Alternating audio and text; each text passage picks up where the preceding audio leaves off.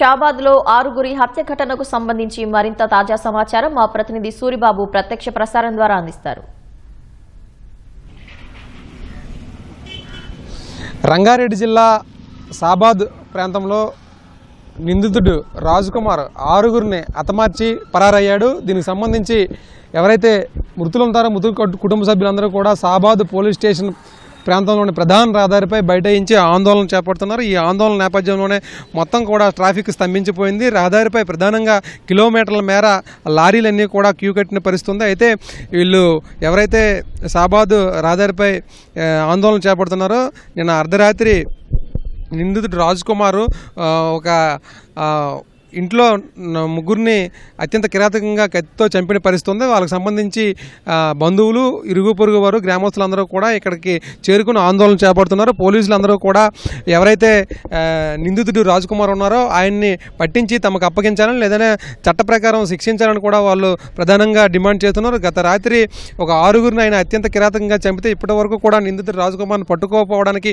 పోలీసుల నిర్లక్ష్య వైఖరే కారణమంటూ వాళ్ళు ప్రధానంగా ఆరోపిస్తూ ఇక్కడ పెద్ద ఎత్తున ఆందోళన చేపడుతున్నారు. పోలీసులకి సంబంధించి ముందుగానే గతంలో ఒక కేసు ఆయనపై బుక్ చేశామని ఆ కేసు విషయంలో కూడా నిర్లక్ష్యంగా వ్యవహరించడంతోనే ఆయన బయటికి తిరుగుతున్నాడని, ఈ బయటికి తిరగడంతోనే గత రాత్రి అత్యంత కిరాతకంగా క్రూరంగా హత్య చేశాడని, ఈ హత్యకు గల ప్రధాన కారణం ఏంటంటే అతను సైకోలుగా ప్రవర్తిస్తూ ఎప్పటికప్పుడు మహిళల పట్ల ఇలా బిహేవ్ చేస్తారని కూడా ఈ మృతులకు సంబంధించి బంధువులు ఆరోపిస్తున్నారు. వాళ్ళందరూ కూడా ఇక్కడికి పెద్ద ఎత్తున చేరుకోవడంతో పోలీసులందరూ కూడా పటిష్ట బందోబస్తును నిర్వహిస్తూ ఎక్కడ ఏదైనా శాంతి భద్రతలకు విఘాతం కలగకుండా కూడా ఇక్కడ చూస్తున్న పరిస్థితి ఉంది. ఎవరైతే ఇక్కడ ఆందోళన చేపడుతున్నా ఆందోళనకారులందరూ కూడా రోడ్డుపైన రహదారిపైన మొత్తం కూడా ఆందోళన నిర్వహిస్తున్నారు. తమకు న్యాయం చేయాలని కూడా కోరుతున్నారు. రహదారిపైన మొత్తం కూడా మన కిలోమీటర్ల మేర మనం చూసుకోవచ్చు లారీలు అనేవి కనిపిస్తున్నాయి. మరోవైపు ఇప్పటికే ఈ కేసుకు సంబంధించి future city police commissioner Tarun Joshi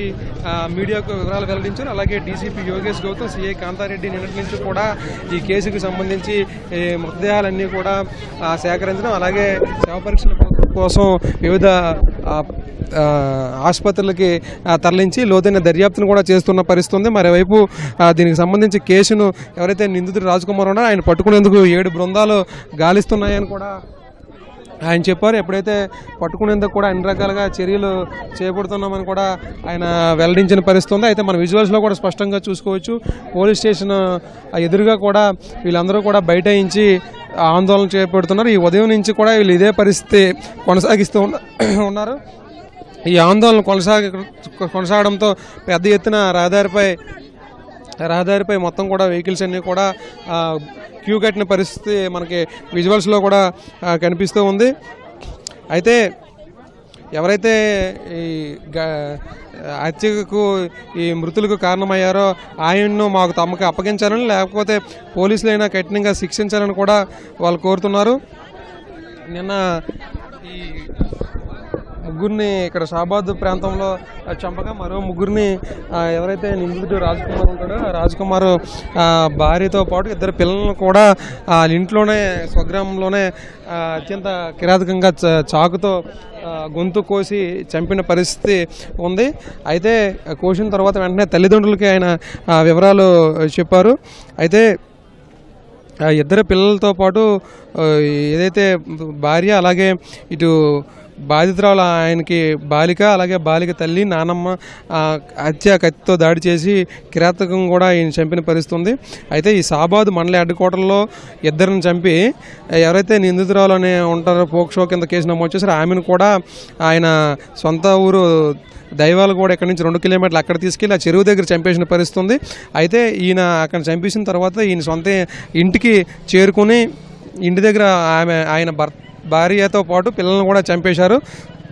ఇదే అంశంపై పోలీసులకు ఈ నిందితుడు రాజ్కుమార్కి సంబంధించి తల్లిదండ్రులే పోలీసులు సమాచారం ఇచ్చారని తెలుస్తుంది. అయితే ఈ 6గురిని చంపిన తర్వాత ఆయన కూడా చనిపోతారని మాకు చెప్పి ఫోన్ స్విచ్ ఆఫ్ చేసుకున్నాడని పోలీసులకి వీళ్ళు వచ్చి సమాచారం అందించారు. ఈ నేపథ్యంలోనే మొత్తం కూడా ఇక్కడ ఆందోళన జరుగుతున్నాయి. ఈ ఆందోళన నేపథ్యంలోనే మనం విజువల్స్లో చూసుకోవచ్చు. అన్న, ఏం జరిగింది, ఎందుకు ఆందోళన చేస్తున్నారన్న, మీ ప్రధాన డిమాండ్లు ఏంటన్నా?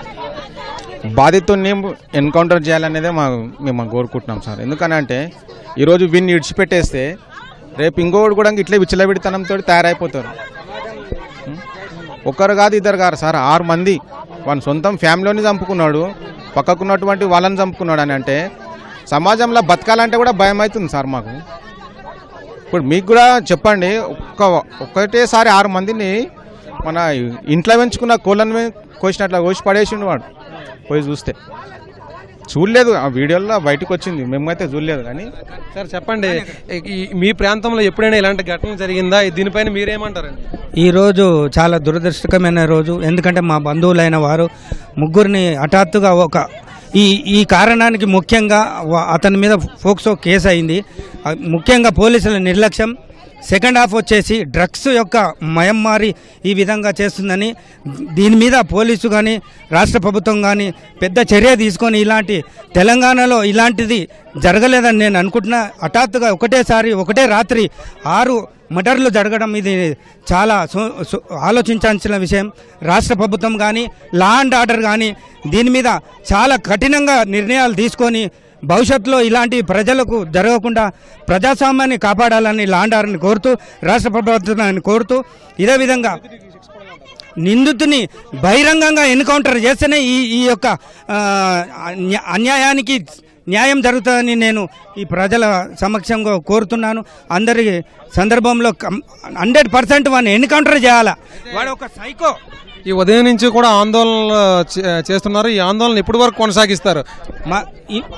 నిందితుడిని పట్టుకురావాలి, దిశ కేసులో ఏ విధంగా ఎన్కౌంటర్ 5 మందిని చేసినారో అదేవిధంగా వీని ఇదే షాబాద్ మండల్ హెడ్ క్వార్టర్లో అదే మాకు చేసినట్టు ప్రూఫ్ చూపించి వాడిని లైవ్ చూపించాలి, ఎన్కౌంటర్ చేయాలి. అప్పటి వరకు మేము ఈ ధర్నాని రాత్రి కానీ 3 రోజులు కానీ మేము కూర్చొని ఇక్కడ రెడీ ఉన్నాం. అప్పగించాలా, న్యాయం జరగాలంటే. పట్టుకున్నారు 100%. ఎన్నో ఉన్నాడు. 5 పిఎస్లు అండి, శంషాబాదు, చేవెళ్ళ, మోయినాబాదు, షాద్ నగర్, షాబాద్ 5 పిఎస్ల కమాండింగ్ పోలీసుల గురించి చెప్పడము వాళ్ళు ఏ విధంగా ఉంటుంది? న్యాయం చేయాలి, న్యాయం జరగాలి, ఆ కుటుంబానికి 100% జరగాల.